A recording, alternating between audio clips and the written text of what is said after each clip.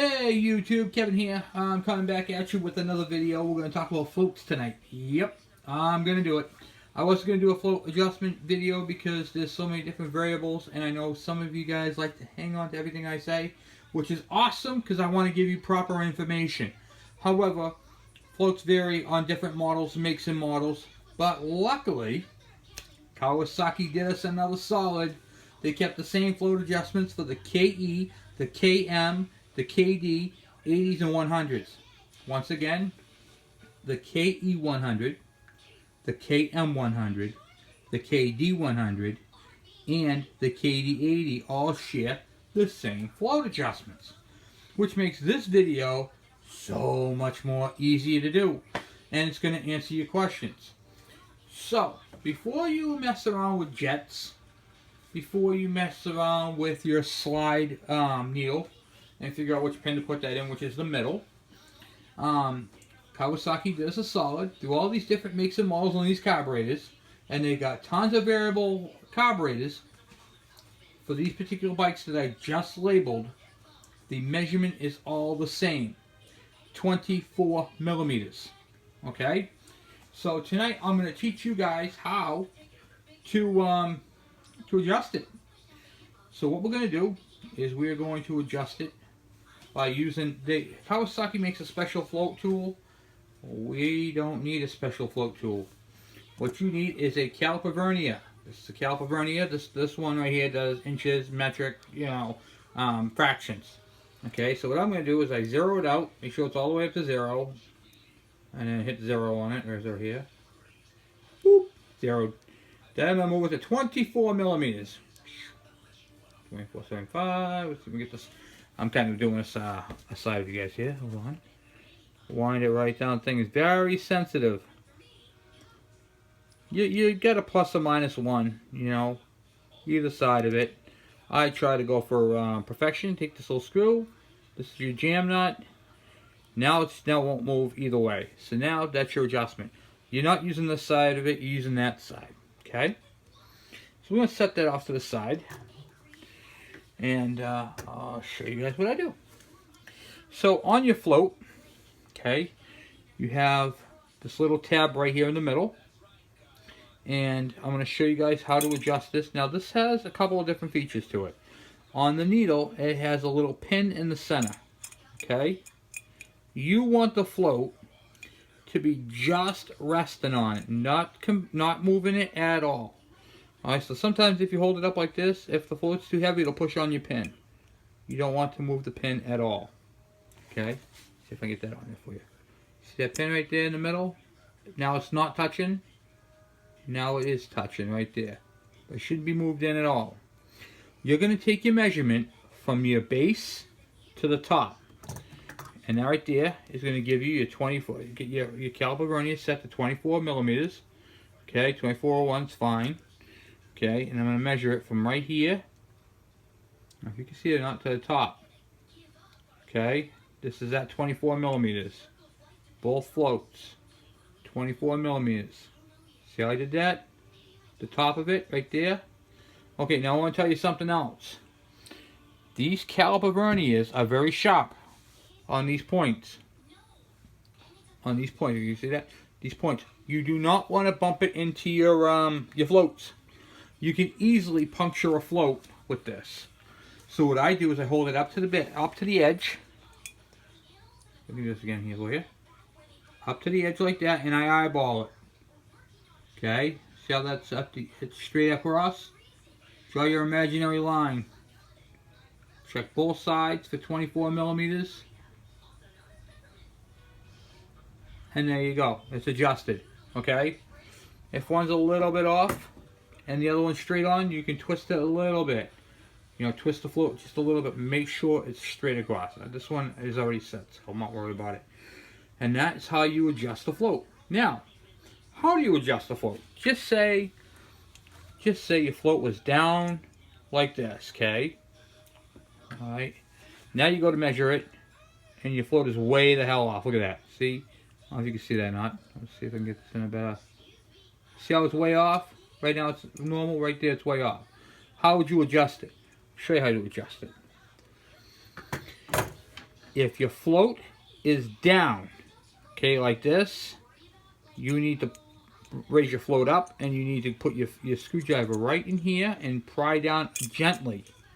Okay, you're going to bend this tab. But here's a caution thing.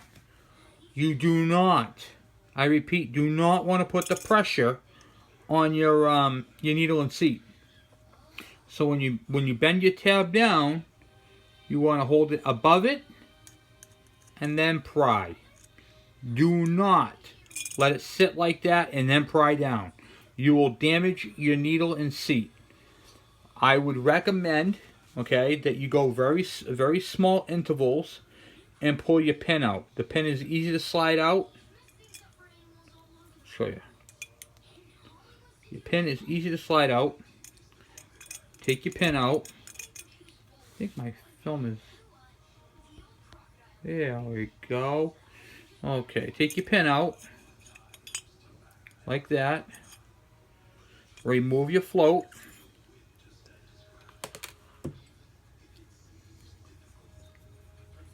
See the tab right here? Bend it up a little bit. And then reinstall it, and then check your height again. And see how that measures up. Okay?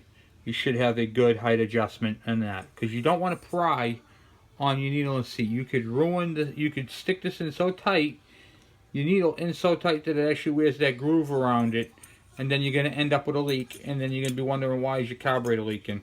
You just did your float adjustment. So it's not recommended that you adjust the float while it's attached unless you hold it up. If you trust yourself and you're good like that, you can do that. Then after that's all done, you're going to want to check your adjustment. If you're good, then you'll be nice and adjusted and everything will be all good and it'll be peace on earth. So that is how you adjust your float bowl, your float adjustment. It's 24 millimeters from the edge here to the tip of the float while it is gently rested on the needle, on the tip. You don't want to compress it. And what I mean by compress, I'm going to actually pop this off. I want to show you guys that one more time. I want to show you. I want you guys to know what I'm talking about. Okay. This is your needle. Actually, you know what? I'm going to grab another paper plate so I can show you guys against the paper plate. Those come in handy. Okay. This will actually make it's a little easier. Okay. So, I don't know if you can see it now. It's kind of hot. I want to see if I can expand it. Okay.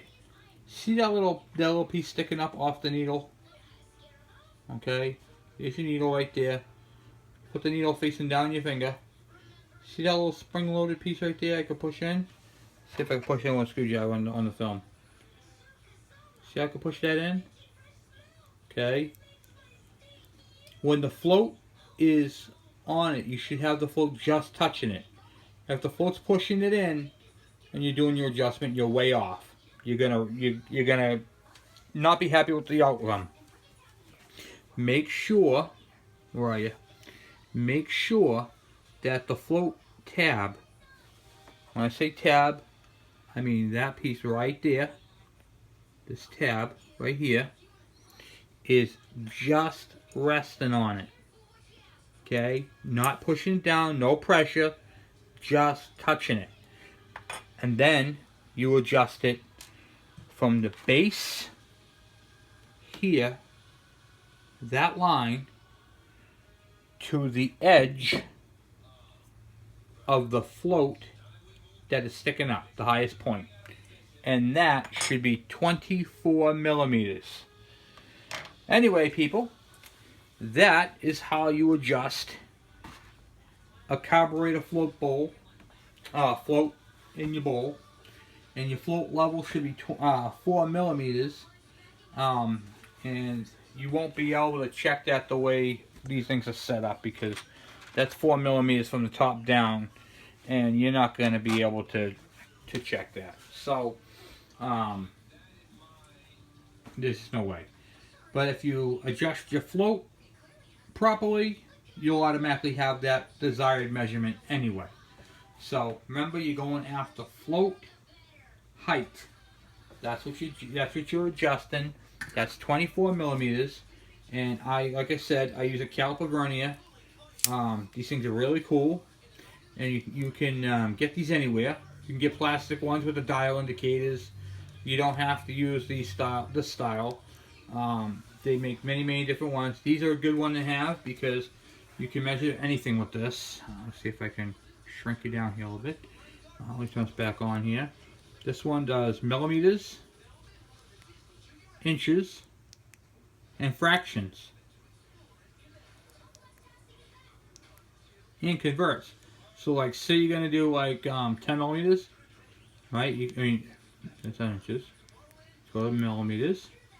We're going to go 10 millimeters and find out what 10 millimeters equals to.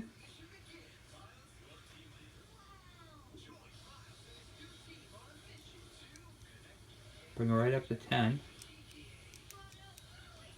We're going to say it's at 10 right there. Okay? And you click it, and it tells you what it's going to be. That's roughly about 3/8. 25/64. Pretty cool, huh? Like, a lot of people say, oh, 13 millimeter, half inch. Oh, let's find out. It's going to be close. Because we know 13 millimeters is a half inch. That's what the wrench we use.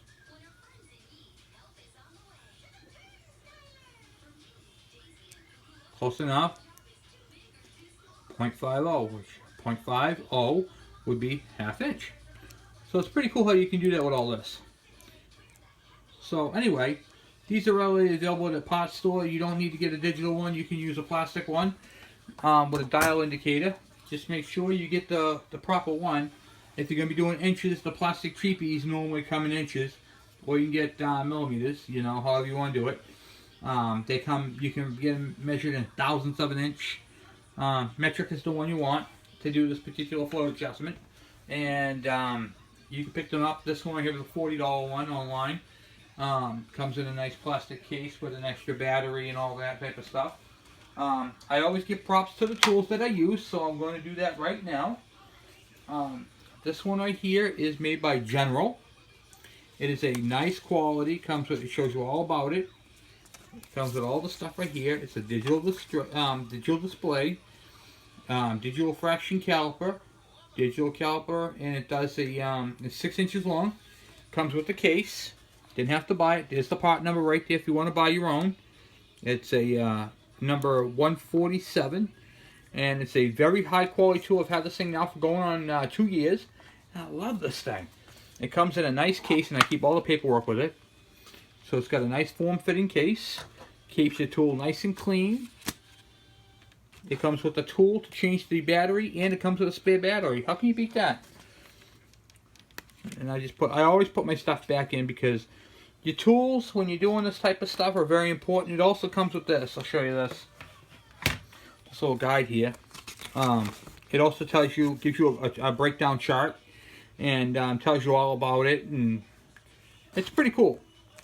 So this is made by, like I said, by General Tools, and it's a very high quality piece of equipment, and it's very accurate. It has been checked on many different Snap-on trucks, many different Mack trucks, and there was another company that did it. It was SK Tools. Also checked that you can get those off those trucks, or you can just go and order them on eBay or Amazon. But that is the tool that I use as my go-to tool. I use this thing for everything. So when I measure to tell you people how big the carburetor needs to be, this is the tool I use. And it's made by General. It's a high quality tool. I love the case. It's very nice, very convenient, low profile, fits in all your toolboxes. Good tool to have in your tool. You will use that. You will find more uses for that than you think when you're working on not even bikes. I use it for doing machine parts.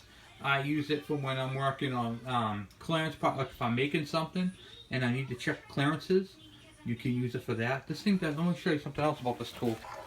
Okay, I'm going to show you. You're going to like this thing. This thing right here does 3 things. It does inside diameter, outside diameter, and depth. has a depth gauge. So the longer you flow into the hole, you can check your bore, how deep your stroke is on your engines. You can check your cylinder bore and see how big your bore is right here. You can check how thick your crankshaft is, how thick the intake manifold is. For instance, you guys always ask, how big is the carburetor intake? Okay, well, let's find out. This is going to be an inaccurate measurement because it's got a clamp, tightening clamp. But it's going to be close. If you check the intake, which I don't have one handy, so I'm going to put this one on millimeters, and then I'm going to measure the inside diameter of this carburetor. And you can see right there, it's going to be right around 26 millimeters. See how it's at 25.88? The clamp is also tight, so it's going to go, it'll be at 26. So these carburetors that are on our bike are 26 millimeter intakes. If you're going to buy an aftermarket carburetor, you need to buy a carburetor for a 26 millimeter. I measured the intake before, so I know what it's going to be. And if you guys are looking for a replacement carburetor that will work on this bike, you will have to rejet them. That's how they all are. They're all going to come factory set up for a different motor. But if you're looking for a nice high flow carburetor, I'm going to tell you guys what will fit it. The Kawasaki KX60 has a 26 millimeter carburetor as well, and it is a performance flow carburetor made by Mikuni, and is a good carburetor, and with a couple little modifications you can make it work on your bike. In fact, that's the carburetor of choice after I do my exhaust, and I just had the cylinder board out. That should be coming back in a couple weeks, and which I'm going to be talking to you guys about the two-stroke engines and how boring an engine on a two-stroke has more benefits than boring a cylinder on a four-stroke. So stand by for those videos. You're going to love those ones. We have an engine that's going to be cut up in half.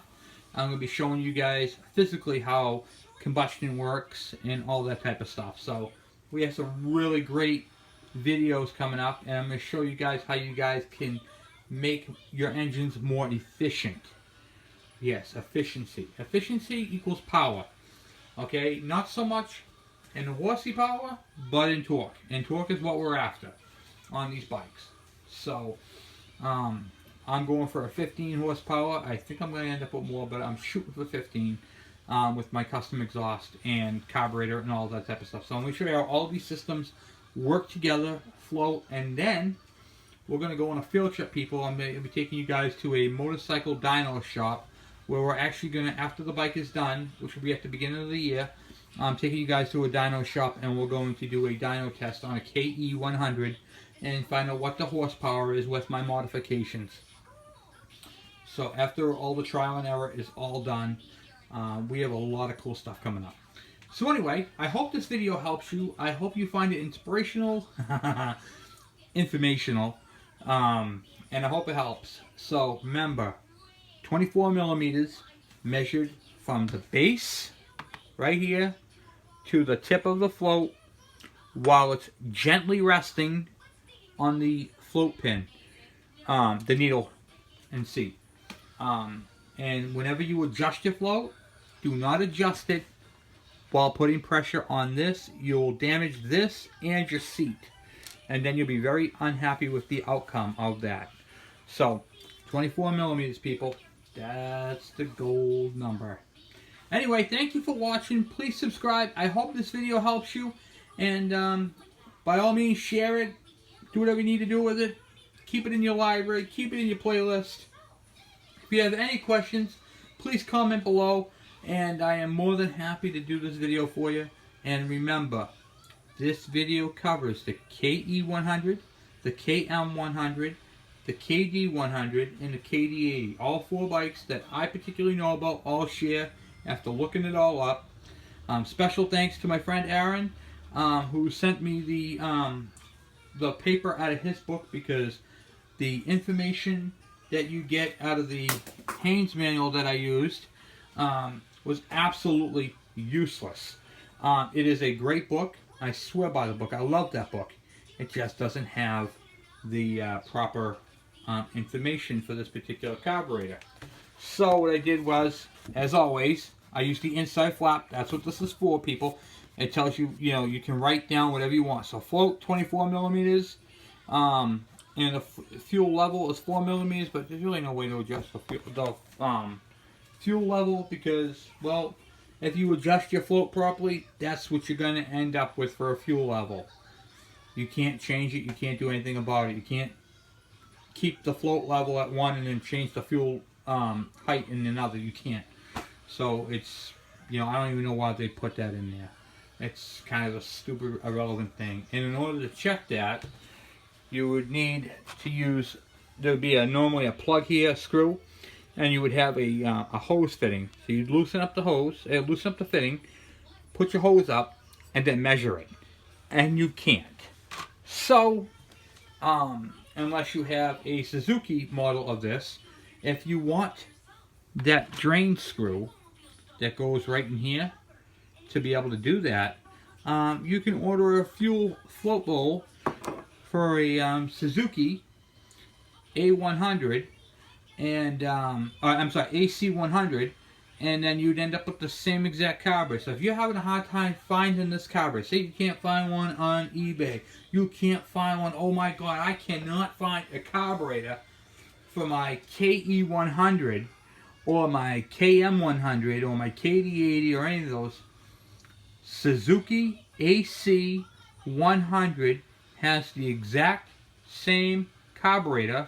The only difference between the two carbs, believe it or not, is on their float, they don't have two of these. They have one of these, and then they have another one sticking off the front, or not the front, but I forgot which one it is. But there's a drain plug right here. And that's how you would check your, what do you call it there? Your fuel level. And on the carburetors, see here if I can pull one up for you. I know, I'm kind of all over the place tonight. Sorry about that. Just been a really rough week. Really rough night. But, yeah, that's pretty much how it's going to be here. Okay, right here. They show you in the book a carburetor right here. See, measuring fuel level. Okay? So what they're suggesting you do is hook a hose up, bring it up there, and you can see right here where you're going to measure your fuel level. Okay, so you should have 4 millimeters from the top down. And, well, you can't measure that without that piece on there. There's no way. So don't freak out about that. Measure your fuel level, your float. I showed you how to do it to 24 millimeters, and that's what you'll end up with. You'll end up with that. Because by adjusting your float, you're changing your fuel level. Okay? Keep that in mind. So, that's how you want to do that. And I already sent the video on how to remove the Welch plug on the side of the carburetor. Right there, where the red dot is. I want to show you guys another trick I do. Something you guys might be interested in doing for yourself. I like to share my tips and tricks. To ensure that screw is not going to back out on me or vibrate loose, but I want to be able to take it out or adjust it. I just don't want to put anything into the threads to make it loosen up. What I use is I use a paintball marker. These things are cool. It's just what it is. It's a paint on a marker, and you can write with it. And the tip pushes in and lets a little bit of paint out. You don't need a whole lot. That was actually one drop, believe it or not. And what that does, it does a couple things for you. One, it stops the adjustment screw from turning in either directions. It makes a seal, so it's not going to seal. And you can put a screwdriver on that and turn it and get it out. So it's a pretty cool little tip to do. It helps out a lot. And if you're going to replace a Welch plug, that's what you would do. You take a dab of paint, You don't even need to use paint. Say you don't have a paintball marker. Shit, where do I get one of those? Get these at the hardware store, to paint any store. But, ready for this, guys? Another tip for you. If you can't find this and you have a girlfriend, guess what she's got? Fingernail polish. All you need is one drop. A little dab will do you. One drop of fingernail polish will do the same exact thing. So that's my my couple tips for you guys tonight. I hope this all helps out. And as always, thank you for watching. Please subscribe. I already know I said this, but I started rambling on. I'm just, like I said, I'm exhausted. I wasn't going to do this tonight, and then I decided, you know what, these guys need to know this information. So now I had to do the video. But anyway, I am more than happy to do the video. So, thank you for watching. Please subscribe, and have a good night.